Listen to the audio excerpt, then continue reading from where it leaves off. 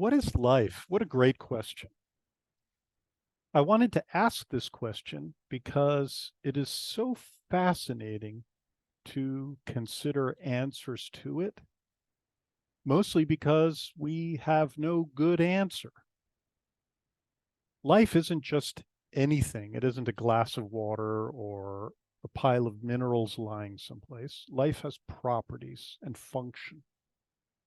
It would help to know what life is if we're going to go out and explore for it off of our own planet. Before we go any further, please don't forget to subscribe to our YouTube channel. And if you want to learn even more about these and other topics of mutual interest, go visit creo.space. Now, what is life? Well, life is reproduction. Life is DNA, deoxyribonucleic acid, the hereditary information molecule for all living things. Life might be RNA, which is a simpler, perhaps precursor molecule to DNA. Right now, RNA is the messenger molecule between DNA and protein manufacturing centers. And life is adaptation. So here we have already a problem. How do we make sense of what life is? Well, life is even more than that. Life is homeostasis, meaning that it's self-contained. So it isn't a naked gene floating around someplace. Life is contained. It is cellular. This is the cellular theory of life, that all living things are encapsulated. Life eats, life metabolizes. But life also grows. It responds to stimulus. And this is part of the Darwinian definition of life, of course. Life responds to changing conditions in its environment. Life can die, and life is not artificial. So I'm not going to talk about artificial life here, life based on gallium arsenide and semiconductors or what have you.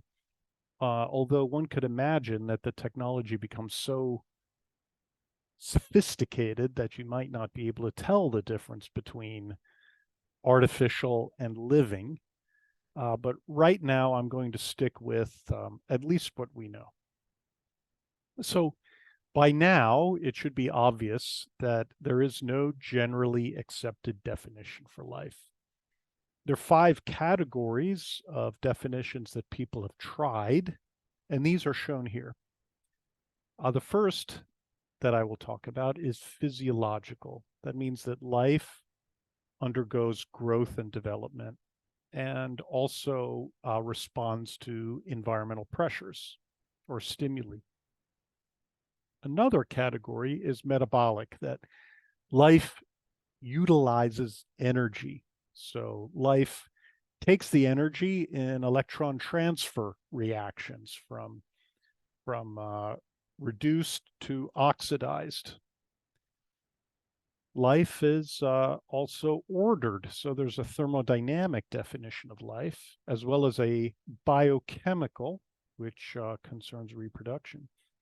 And then there's an informational theory of life that's genetic, where data for life is contained in genes and inheritance, which is transferred in the ancestor to descendant relationship in a lineage. So that accounts for evolutionary adaptation. So let's begin with the physiological definition. So this concerns growth and development and response to environment, as I mentioned. Life grows. It performs functions. It does stuff. It eats, it excretes, it metabolizes. It breathes. So breathing is sort of a general term for taking in something and then expelling something. That could be oxygen, it could be hydrogen sulfide, it could be CO2, it could be methane or hydrogen. It moves, maybe slowly. It grows, either in its body or in its population. It responds to stimuli and it reproduces. Problem with this, of course, is that cars eat, excrete, metabolize, breathe, move. Factories reproduce them. Thermometers do this too. So there are some loopholes in this particular definition. Another is metabolic. So life utilizes energy, uses energy to perform functions within its boundaries. So there's a parameter space that life lives in called the environment. Life exchanges material with its surroundings without altering the properties of those of itself, so it maintains its integrity. Cars and home appliances do this too. Of course, they're not living, but it also goes to show that this is not a great definition either. What about order? So life is thermodynamically ordered. There are definite boundaries to life confined within cells. Life results in increased order locally and decreased entropy. That's because life is not a closed system. It takes energy from the environment, and it uses that energy from the environment, the energy of, for instance, electron transfer reactions to decrease local entropy. Books have order too, and they have information within them. How about some other definitions? Well, there's reproduction. This is a great one because you say life has a distinctive chemistry. It contains information that is hereditary, DNA being the key molecule here, and it's passed down from generation to generation. But I show a picture of a virus here. Viruses have distinctive chemistry, but viruses are peculiar. Technically, they're not living. They cannot reproduce on their own. Left by themselves, viruses do nothing. You can crystallize them. They just break down, just sitting around. It's only when they're in contact with a living thing that a virus does something. Viruses mutate, they evolve, they reproduce, they do all of these things, but are they really living? And then you run into these problems that, well, something like a mule is obviously living. It's the offspring of a horse and a donkey, mules and hinnies, the female version, but they cannot reproduce, or when they do, it's extremely rare that these things are able to reproduce. Yet that doesn't mean that they're not living. So how about genetic? Well, people like information. Genes are data for life. Life is capable of evolution by natural selection. Life is the origin of Darwinian evolution.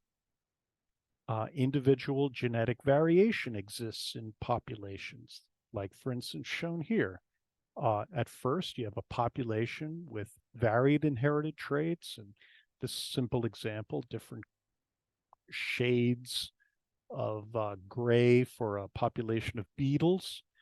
The ones that are easy to see here are eaten by this bird in this example, which removes beetles that have that trait. So the remainder population reproduce and survive, and there is a greater likelihood that they, in their reproductive success, that they pass on these traits, in this case for a kind of camouflage, which increases their chances of success even more. So this is selective pressure by predation.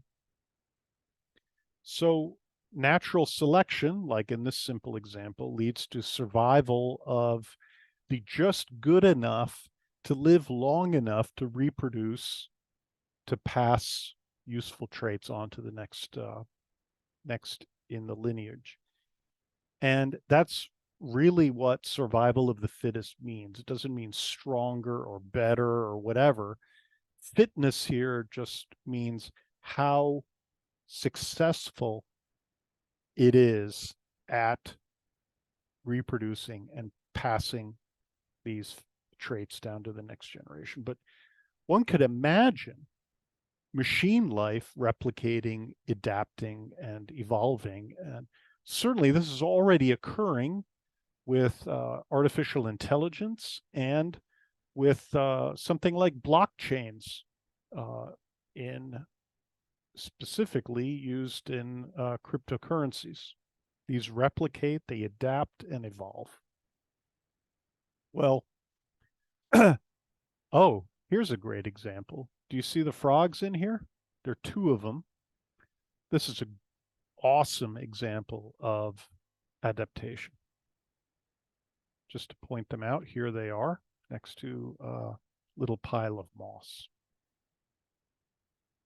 So evolution follows natural selection. It's reproduction, passing of hereditary information. And the example that's shown here in this tree is for the famous Darwin finches in the Galapagos Islands. So there's a common ancestor of these finches. It's a South American mainland finch kind of bird. Population of these birds was blown off course or somehow transported to the Galapagos Islands, which are new volcanic islands, much younger than the South American mainland. So we know that the islands weren't there before, and then the islands were there. The birds were transported to these islands, and they radiated. They filled different ecological niches. So the common ancestor branched into ground dwelling, tree dwelling, and a kind of warbler, more of a cosmopolitan type bird. The ground finches further radiated to seed eaters or cactus flower eaters, the tree dwellers to bud eaters and insect eaters. All of these finches can trace their ancestry back to the common ancestor finch from the South American mainland. And this has been verified by genetic analysis. So it isn't just shape recognition and classification, it's by genetic analysis. And individual genetic variation in a population will increase the success of that population in light of natural selection pressures. So natural selection is really the survival of the survivors. I'm just going to repeat this again. It's not survival of the fittest so much as survival of the just good enough to live long enough to reproduce, to pass those traits that allowed survival onto the survivor's offspring. So, what is life? We come down to reproduction and passing of hereditary information, individual genetic variation, and therefore the ability to undergo natural selection. So a good working definition, it's imperfect because, as I said at the beginning of this presentation, we may simply not have the vocabulary to understand what life is, but let's try. Life is a self-contained chemical system capable of undergoing Darwinian evolution. This definition is good because it recognizes the cellular theory of life. It points out that life is chemical and that it undergoes natural selection. So Darwinian evolution. And it excludes things like viruses. It excludes things like machine life and so on. Darwinian evolution here is key. Self-contained indicates order, and chemical allows for other life chemistries, but as I said, it excludes machine life. So think about it. After what I've told you, which of these is the most useful definition of life? Is it the physiological, the metabolic, the thermodynamic, or the biochemical? Let me know. Write some comments in the comments section, and we can discuss this in future videos and shorts. And don't forget to hit that subscribe button. And for much more about this and courses and lectures and other materials, visit creo.space, and I'll see you next time.